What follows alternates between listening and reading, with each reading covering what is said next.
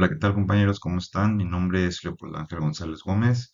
El día de hoy vamos a revisar la historia del culturismo y fitness por medio de una línea de tiempo, que es la actividad uno de la materia culturismo y fitness de competencia, que imparte el maestro Sergio David García González de la licenciatura en acondicionamiento físico y recreación. Comenzamos. Como una breve introducción, tenemos que saber que el fitness siempre ha estado presente en nuestras vidas desde tiempos inmemorables. Tal vez no de la manera que conocemos, pero pues en un principio era más un tipo de supervivencia o la guerra o siempre estar como preparados, ¿no? La humanidad se dio cuenta de que necesitaba estar preparado para cualquier situación que se presentara. Poco a poco esto fue evolucionando y así con el paso de la historia podemos observar la evolución del fitness en el mundo y cómo gracias a la iniciativa y curiosidad de muchos pues estudiosos se encargaron de seguir desarrollando esta disciplina. También a lo largo de la historia el ser humano siempre se ha visto atraído por la creación y el cuidado de un cuerpo atractivo. Entonces, de aquí deriva el culturismo. Lo que vamos a hacer o lo que vamos a ver en la línea del tiempo es no nada más el enfocado en el culturismo, sino un pre o el antecesor, ¿no? Que como les mencionaba es esta supervivencia o incluso en la batalla, lo que nos llevó poco a poco a formar o a llegar a lo que es el culturismo, a ver que por bajo un entrenamiento y de manera empírica en un principio, pues nuestro cuerpo se modificaba, ¿no? Hasta lo que conocemos en la actualidad. Bueno, primero tenemos una etapa que es en el 10.000 antes de Cristo, que le llamaremos corriendo por tu vida, porque el desarrollo físico siguió su camino natural, terminado por las exigencias prácticas de la vida, así como la necesidad vital para evitar amenazas y aprovechar las oportunidades de supervivencia. Posteriormente, en la Edad Antigua, en el 4000 antes de Cristo y la caída del Imperio Romano en el año 476 después de Cristo, pues también lo que comentábamos, ¿no? Las civilizaciones se levantaban y caían a través de la guerra y la conquista. Por lo tanto, era importante que tanto los niños jóvenes y el resto de las personas estuvieran entrenados y preparados. Después de esto hubo un periodo que lo podemos llamar el oscurantismo, la edad oscura, si no mal recuerdo, fue en la Edad Media, en el siglo V hasta el siglo XV. Fue un periodo caótico. Desafortunadamente, pues la ignorancia hacía que el cuerpo fuera como algo pecaminoso y no se le daba importancia. Pero eso sí, solo algunas partes de la sociedad, en este caso los nobles, o en su caso también mercenarios, recibían capacitación física para el servicio militar. Después de esto pasamos la Edad Oscura y llegamos al Renacimiento, alrededor de 1400, 1600, con una apertura y mayor interés para el cuerpo, la anatomía, biología, la salud y la educación física. En el 1553 existe un personaje llamado Cristóbal Méndez. Este señor fue un autor de un libro de ejercicio corporal y sus provechos. Fue el primer libro para abordar exclusivamente el ejercicio físico y beneficios. En 1569, Hieronymus Mercurialis se publica el arte gimnástica, donde se describen un concentrado de ejercicios y así como actividades que podemos hacer en un gimnasio, practicar al aire libre y cómo influye esto en el estado físico y la salud. Como podemos ver, poco a poco la historia fue evolucionando. Esto fue como un precursor de lo que es el culturismo y ejercicios que nos ayudaban a tener una mejor salud dependiendo de las actividades que realizaban, ¿no? En 1774, Johann Bernhard Beisson y el filántropo. El filántropo era un gimnasio en Alemania ya enfocado en lo que era el ejercicio físico y los juegos. Se incluía lucha libre, correr, nadar, la esgrima, saltar y bailar. Este personaje, Johann Bernhard, se considera el primer profesor de educación física de la historia. Luego tenemos a Gus Mutz y la Escuela Alemana de Gimnasia en el 1793. No son lo mismo, eran estudiosos y esos se encargaban de desarrollar programas de entrenamiento de acuerdo a la época. Podemos decirlo que los precursores y las primeras personas que se encargaban de la educación, ¿no? En física. Este personaje se convirtió en una referencia estándar para la educación física en el mundo de habla inglés.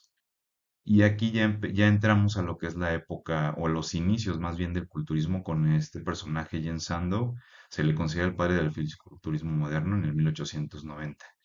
Eugene Sandow, que a su verdadero nombre de 1867, falleció en 1925, Era un atleta de origen prusiano, considerado el padre del culturismo moderno. Fue el primero en realizar exhibiciones con las diferentes poses, ¿no? En las que mostraba la musculatura. En 1901, este personaje, Saundon, organiza el primer concurso reconocido de culturismo, el Gran Concurso lo llamaron, en Londres, estableciendo los cimientos del culturismo como un deporte competitivo. Cabe recalcar que la figura de Sando es la misma que se utiliza en las competencias de mayor nivel actualmente, como referencia a este personaje.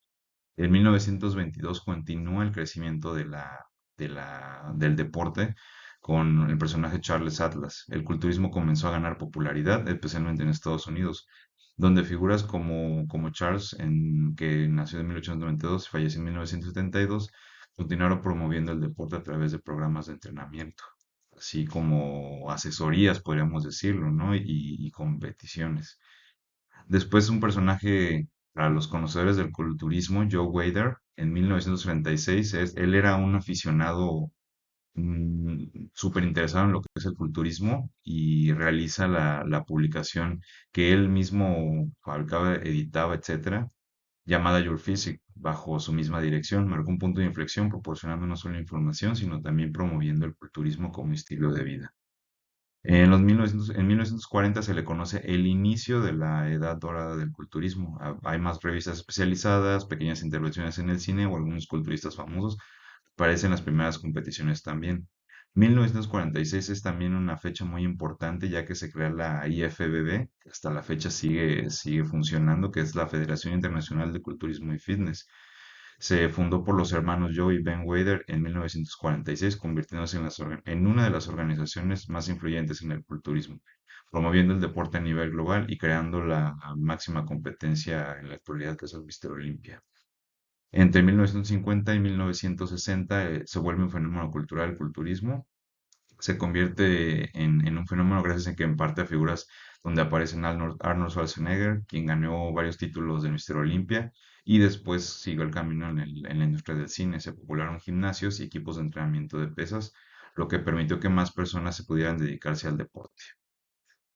1965 se celebra el primer Mister Olympia. Hasta la fecha se sigue realizando esta competencia que es la de mayor alto nivel, donde están los mejores deportistas y pues se vuelve el pináculo de competiciones del culturismo. Entre 1970 y los 80 se considera la época o el pico de la época dorada del culturismo. Hay un crecimiento sin precedentes en la popularidad del deporte y aparición de otras figuras más emblemáticas también, lo que lo lleva a entrar en otros mundos como mencionamos el cine y la cultura pues estaba en su auge.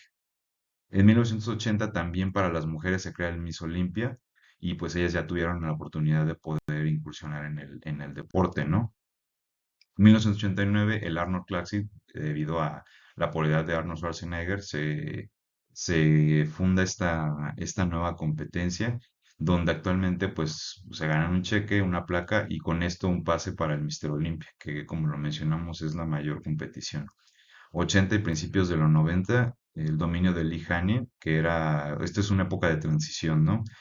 Se considera la transición entre la era dorada y la era moderna del deporte. Ese fisiculturista Lee Haney es de los más famosos. Y en los 90 y principios del siglo XXI se le considera la era de los gigantes, ya que el físico que presentaban era muy imponente. Figuras como Ronnie Coleman, Jay Cutler, Dorian Yates volvieron muy popular el deporte en ese entonces.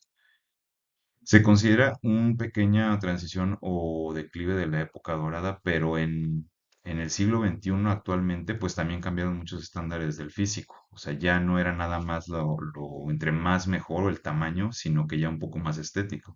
Avanzaba el deporte, se vio una diversificación con la introducción de nuevas categorías como Men's Physique, Classic Physique y Bikini, adaptándose a una gama más amplia de ideales físicos y atrayendo un público más variado. Y bueno, actualmente y la evolución del culturismo desde el final de la era dorada hasta la actualidad ha continuado evolucionando, abrazando nuevas tecnologías, técnicas de entrenamiento y tendencias nutricionales, mientras mantiene su espíritu de superación personal y excelencia física que ha definido el deporte desde sus inicios. Pues desde mi punto de vista es esto, ¿no? Empezamos como una necesidad física y en nuestro día a día hasta llevarlo a la apreciación del cuerpo humano y los límites que cada uno de estos deportistas conllevan, ¿no? Ayuda mucho que se ampliaron estos estándares de que pues cualquiera puede llegar a tener incursión en el deporte y dependiendo de sus preferencias o incluso de sus capacidades, porque incluso hay algunos deportistas con capacidades o diferentes que han logrado incursionar en el deporte. Pues hasta aquí la presentación de lo que es la historia del fitness. Esto es algo muy breve y del culturismo. Espero les haya gustado y nos vemos en una próxima edición. Hasta luego.